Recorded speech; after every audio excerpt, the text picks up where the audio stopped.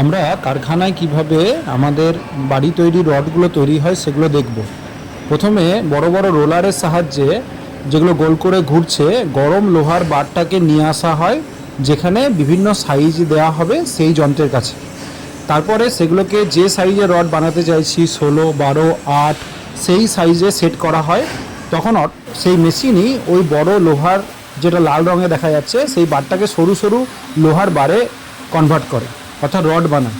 সেই রডগুলোকে বিভিন্ন কোম্পানির ছাপ দেওয়ার পর তাকে নির্দিষ্ট মাপে কেটে নিয়ে মেশিন কিভাবে সুন্দর পদ্ধতির দ্বারা কোথাও কোনো ভুল না করে রডগুলোকে তৈরি করছে এবং সেই রড বাজারে আমরা পাচ্ছি, সেটা এখানে দেখানোর চেষ্টা করা হলো।